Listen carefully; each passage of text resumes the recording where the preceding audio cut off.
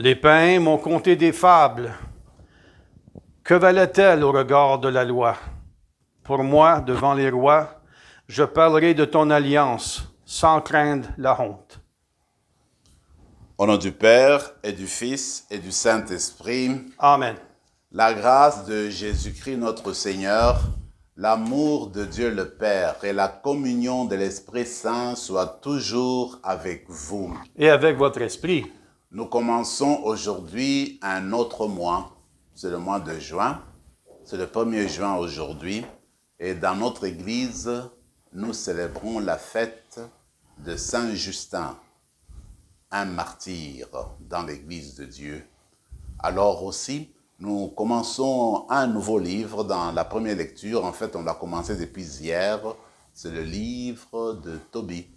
Nous allons demander au Seigneur durant cette célébration de nous éclairer toujours avec sa lumière pour que nous arrivions à saisir, à comprendre le message qu'il voudrait nous adresser aujourd'hui. Dieu nous regarde avec un regard de Père. Dieu nous aime. Avec cette confiance-là, tournons-nous vers sa miséricorde.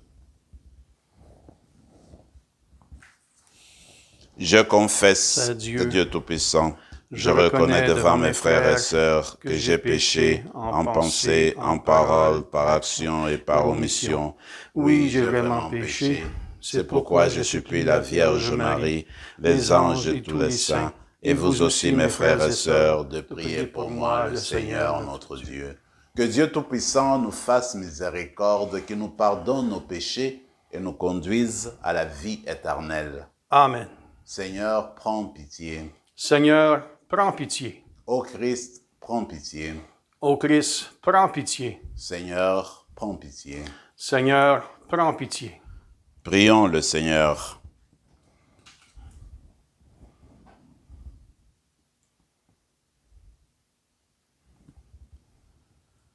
Dieu qui a donné à Saint Justin, ton martyr, de trouver dans la folie de la croix la connaissance incomparable de Jésus-Christ, accorde-nous, par son intercession, de rejeter les erreurs qui nous entourent et d'être affermis dans la foi. Par Jésus-Christ, ton Fils, notre Seigneur, qui règne avec toi et le Saint-Esprit, maintenant et pour les siècles des siècles. Amen.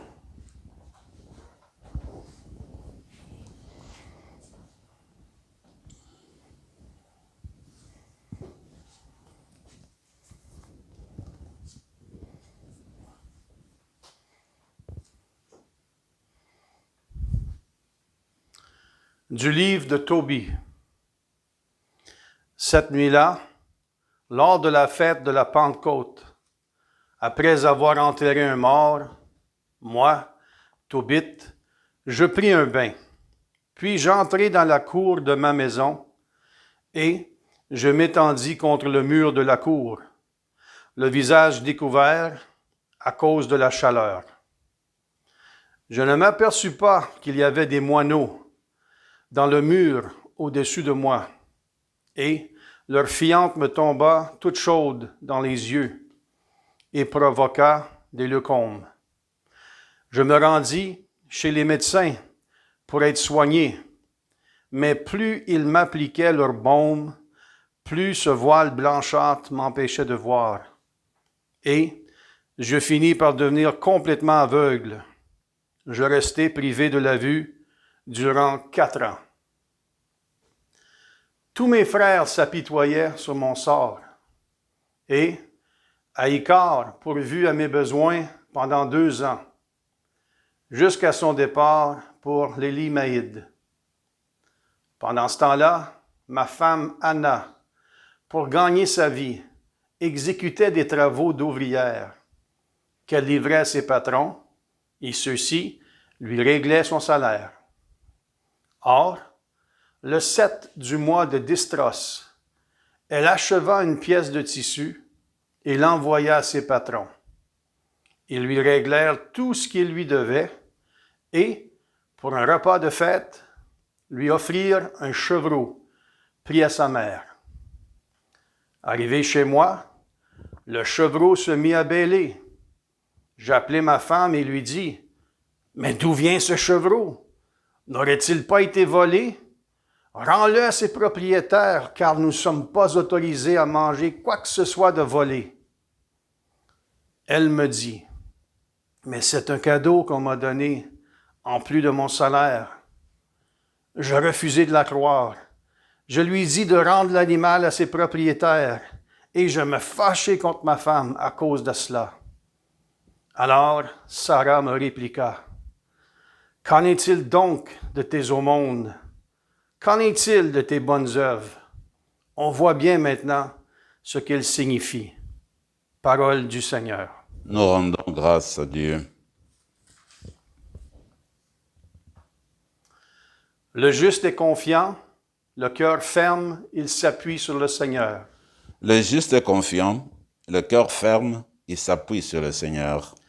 Heureux qui craint le Seigneur, qui aime entièrement sa volonté. Sa lignée sera puissante sur la terre. La race des justes est bénie. Le juste est confiant, le cœur ferme, il s'appuie sur le Seigneur. Il ne craint pas l'annonce du malheur. Le cœur ferme, il s'appuie sur le Seigneur. Son cœur est confiant, il ne craint pas. Il verra ce que valaient ses oppresseurs. Le juste est confiant, le cœur ferme, il s'appuie sur le Seigneur. À pleine main, il donne aux pauvres. À jamais se maintiendra sa justice. Sa puissance grandira et sa gloire. Le juste est confiant, le cœur ferme, il s'appuie sur le Seigneur. Alléluia, alléluia. Que le Père de notre Seigneur Jésus-Christ ouvre à sa lumière les yeux de notre cœur pour que nous percevions l'espérance que donne son appel. Alléluia.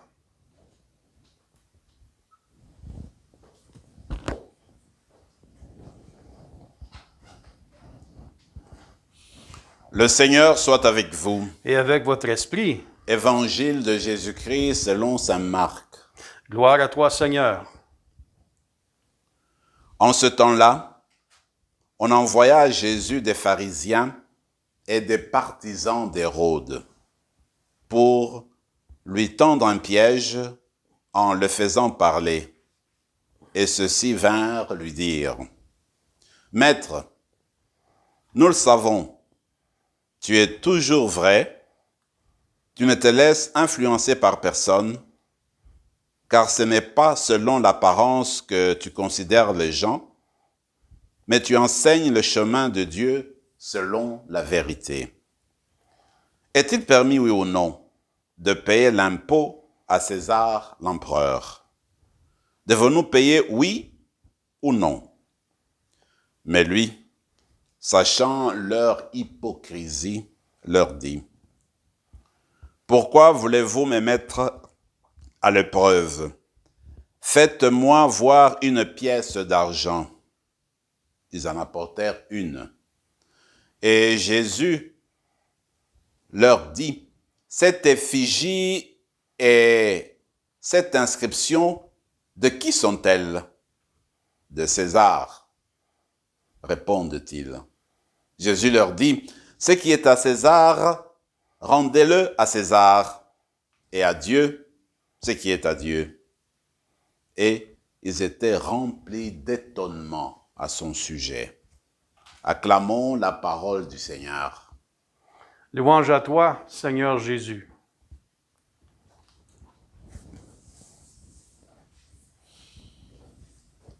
La Bible est composée de plusieurs livres et des livres ont été écrits en différents genres littéraires.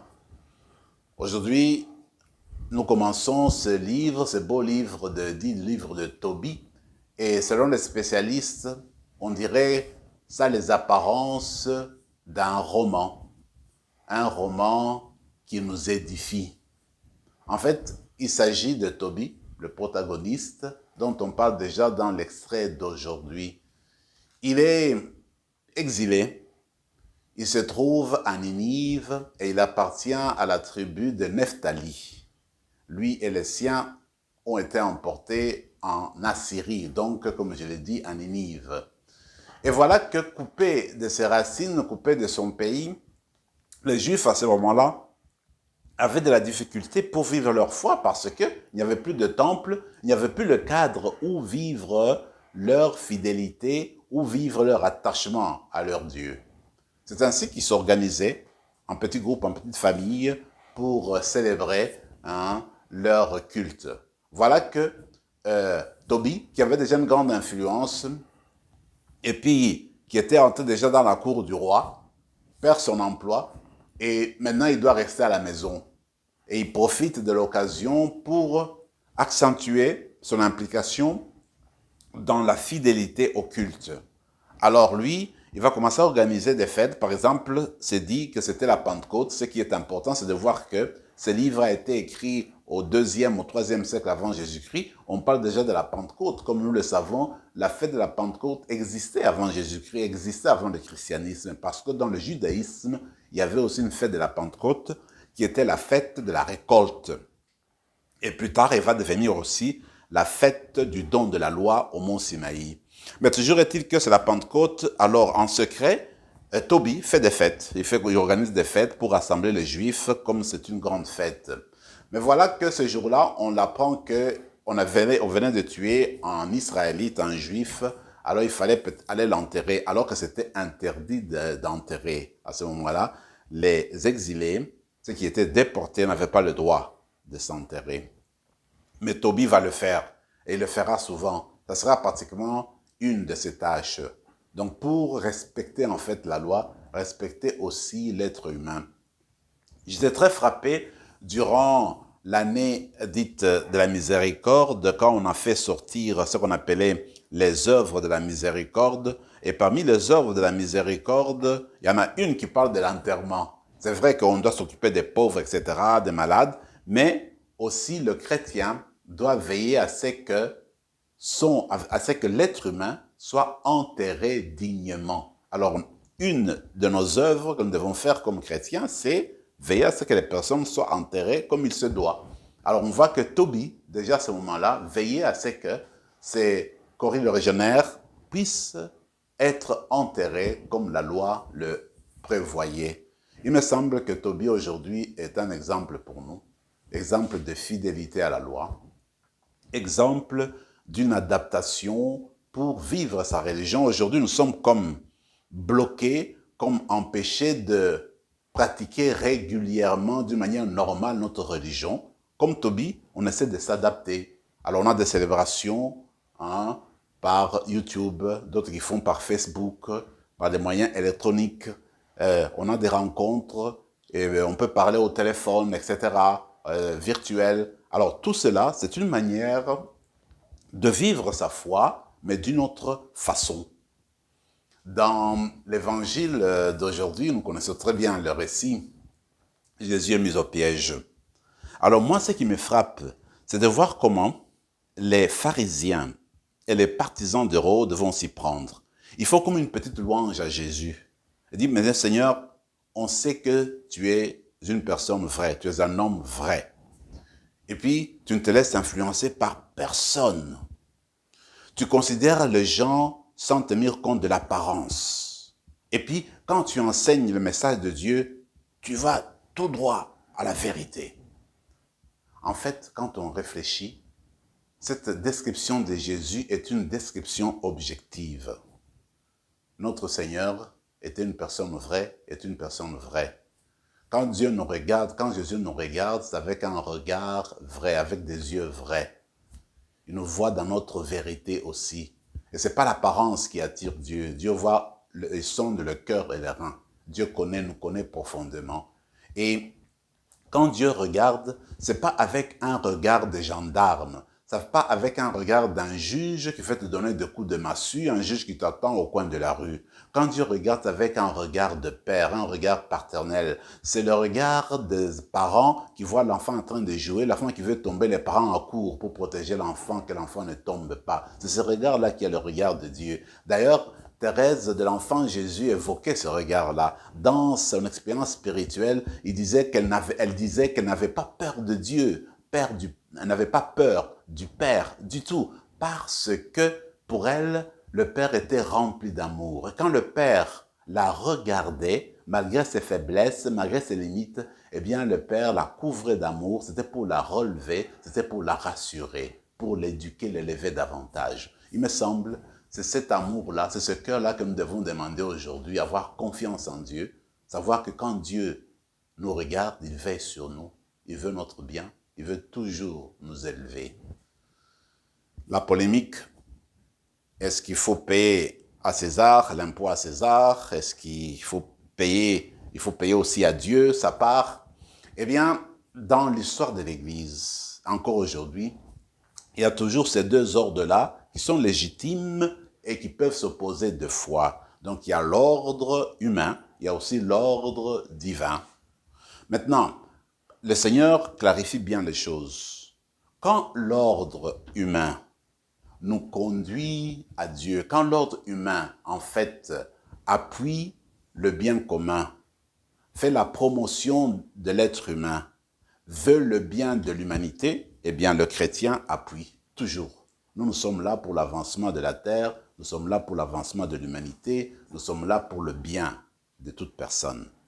Maintenant, quand l'ordre humain fait le contraire, avilit l'être humain, exploite l'être humain, nous ne pouvons pas supporter cela.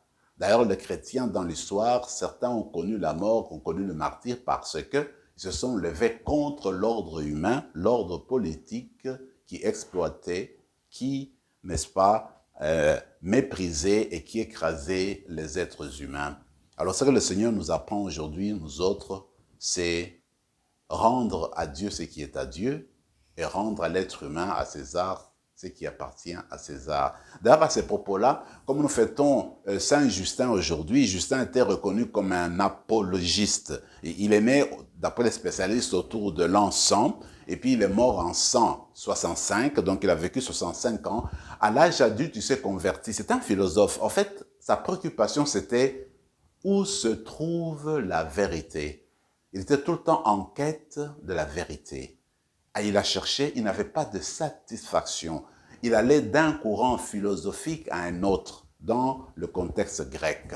Voilà qu'un jour, il rencontre un vieillard qui lui dit, écoute, ce que toi tu dois faire, essaye de lire les prophètes de l'Ancien Testament. Alors, en le lisant, tu vas trouver la lumière, vas-y. C'est ainsi qu'il a commencé à lire aussi des prophètes.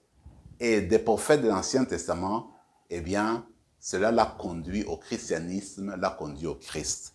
Alors, quand il a découvert le Christ, il a découvert le christianisme, pour lui, il avait découvert la vérité et il avait raison. Alors, il ne pouvait plus se départir du christianisme parce que c'était la vraie philosophie, c'était la vérité qui était, n'est-ce pas, qui s'était exprimée en Jésus, la vérité faite chair. C'est ainsi qu'à Rome, il va bâtir une école et il va commencer à instruire sur la vraie philosophie qui est le christianisme.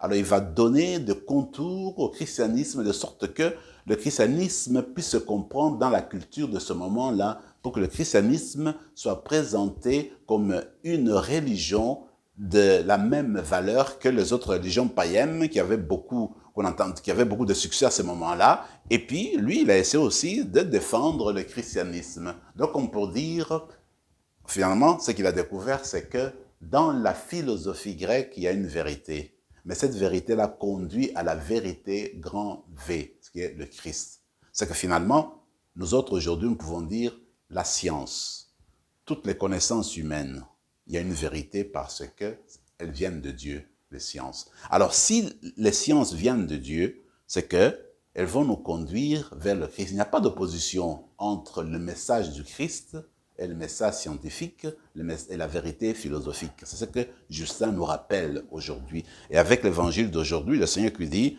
l'ordre humain est convenable, tant qu'il nous conduit à l'épanouissement humain. Ça nous conduit vers Dieu parce qu'on veille sur le bien commun. Alors, dans la célébration d'aujourd'hui, nous allons demander au Seigneur de continuer à nous éclairer pour que, à la manière de Justin, nous arrivions toujours à trouver l'équilibre entre l'ordre humain et l'ordre divin, qu'on trouve toujours l'équilibre entre la science et la foi, qu'on trouve l'équilibre toujours entre la contemplation et l'action, que l'Eucharistie nous y aide et que nous puissions continuer à grandir dans l'amour pour Dieu et dans l'amour des uns des autres. Amen. Amen.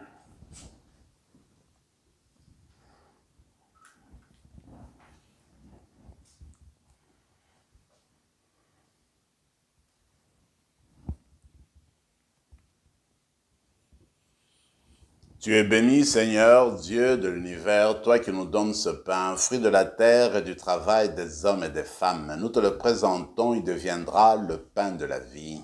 Béni soit Dieu, maintenant et toujours.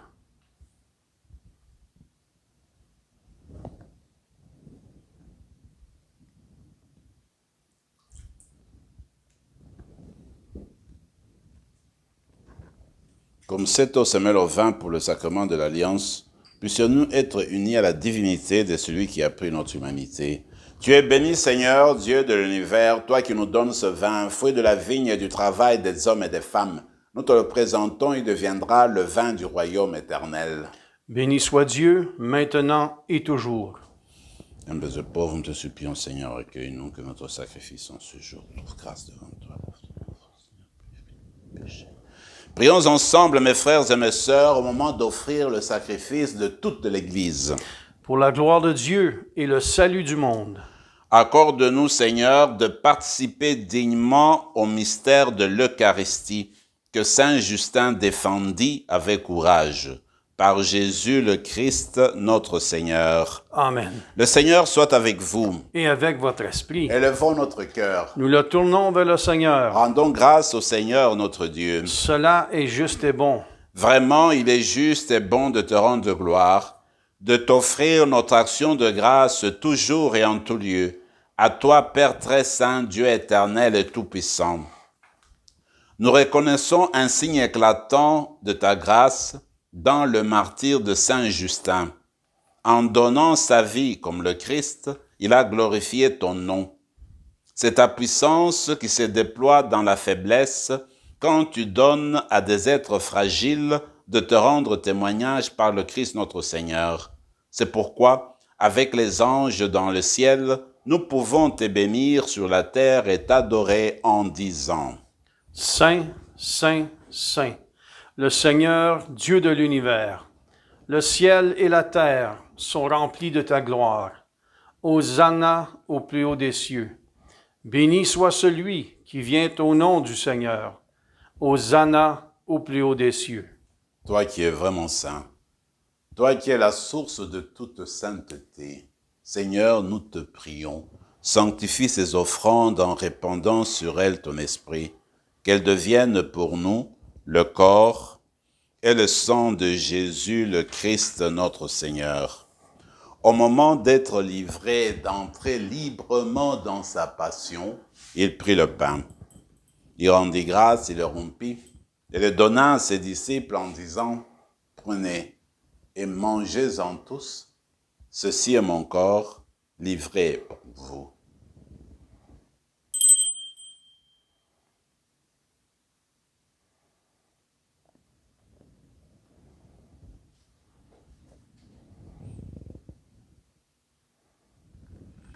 De même, à la fin du repas, il prit la coupe.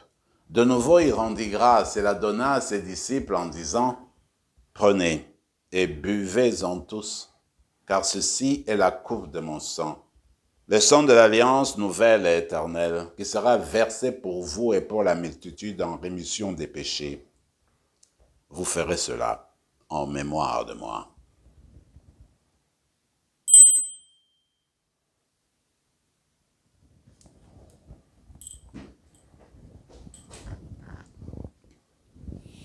Quand nous mangeons ce pain et buvons à cette coupe, nous célébrons le mystère de la foi. Nous rappelons ta mort, Seigneur ressuscité, et nous attendons que tu viennes. Faisant ici mémoire de la mort et de la résurrection de ton Fils, nous t'offrons, Seigneur, le pain de la vie et la coupe du salut. Et nous te rendons grâce, car tu nous as choisis pour servir en ta présence. Humblement, nous te demandons, qu'en ayant part au corps et au sang du Christ, nous soyons rassemblés par l'Esprit Saint en un seul corps. Souviens-toi, Seigneur, de ton Église répandue à travers le monde. Fais-la grandir dans ta charité, avec le pape François, notre évêque Marcel et tous ceux qui ont la charge de ton peuple. Souviens-toi aussi de nos frères et sœurs qui se sont endormis dans l'espérance de la résurrection et de tous les hommes, de toutes les femmes qui ont quitté cette vie. Reçois-les dans ta lumière auprès de toi. Sur nous tous, enfin, nous implorons ta bonté. Permets qu'avec la Vierge Marie, la bienheureuse Mère de Dieu, avec Saint Joseph, son époux, avec les apôtres, les martyrs, Saint Justin et tous les saints qui ne cessent d'intercéder pour nous et qui ont vécu dans ton amitié, nous ayons part à la vie éternelle et que nous chantions ta louange par Jésus-Christ, ton Fils bien-aimé. Par lui, avec lui et en lui, à toi, Dieu le Père Tout-Puissant, dans l'unité du Saint-Esprit, tout honneur et toute gloire pour les siècles des siècles. Amen. Unis dans le même esprit, nous pouvons dire avec confiance la prière que nous avons reçue du Sauveur. Notre Père qui es aux cieux, que ton nom soit sanctifié, que ton règne vienne, que ta volonté soit faite sur la terre comme au ciel. Donne-nous aujourd'hui notre pain de ce jour. Pardonne-nous nos offenses comme nous pardonnons aussi à ceux qui nous ont offensés. Et ne nous laisse pas entrer en tentation, mais délivre-nous du mal. Délivre-nous de tout mal, Seigneur, et donne la paix à notre temps. Par ta miséricorde, libère-nous du péché, rassure-nous devant les épreuves en cette vie où nous espérons le bonheur que tu promets et l'avènement de Jésus-Christ, notre Sauveur. Car c'est à toi qu'appartiennent le règne, la puissance et la gloire pour les siècles des siècles. Seigneur Jésus-Christ, tu as dit à tes apôtres, je vous laisse la paix, je vous donne ma paix. Ne regarde pas nos péchés, mais la foi de ton Église. Pour que ta volonté s'accomplisse, donne-lui toujours cette paix et conduis-la vers l'unité parfaite, toi qui règnes pour les siècles des siècles. Amen. Que la paix du Seigneur soit toujours avec vous. Et avec votre esprit. Agneau de Dieu, qui enlève le péché du monde, prends pitié de nous. Agneau de Dieu, qui enlève le péché du monde, prends pitié de nous. Agneau de Dieu, qui enlève le péché du monde, donne-nous la paix. Seigneur Jésus-Christ, que cette communion à ton corps et à ton sang n'entraîne pour nous ni jugement ni condamnation, mais que soutienne notre esprit et notre corps et nous donne la paix. Heureux les invités au repas du Seigneur, voici le martyr de Dieu, l'agneau de Dieu qui enlève le péché du monde. Seigneur, je ne suis pas digne de te recevoir, mais dis seulement une parole, et je serai guéri. Que le corps et le sang du Christ me gardent pour la vie éternelle. Amen.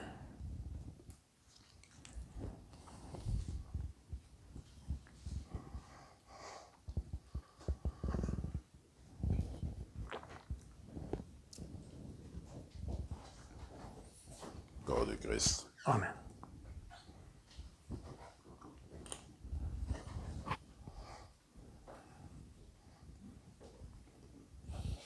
L'Eucharistie nous invite à nous donner jusqu'au bout, comme l'a fait Saint Justin dans son martyre. Nous sommes invités à faire le don de nos personnes jusqu'au bout. Prenons quelques instants de silence pour demander cette grâce-là continuelle au Seigneur.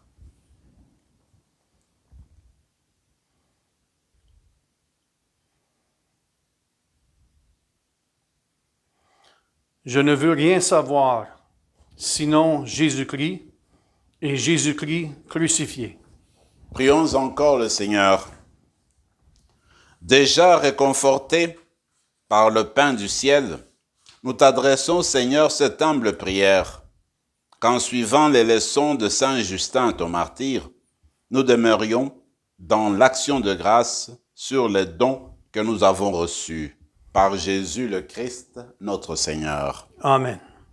Le Seigneur soit avec vous. Et avec votre esprit. Et que Dieu Tout-Puissant vous bénisse, le Père, le Fils et le Saint-Esprit. Amen. Allez dans la paix du Christ. Nous rendons grâce à Dieu.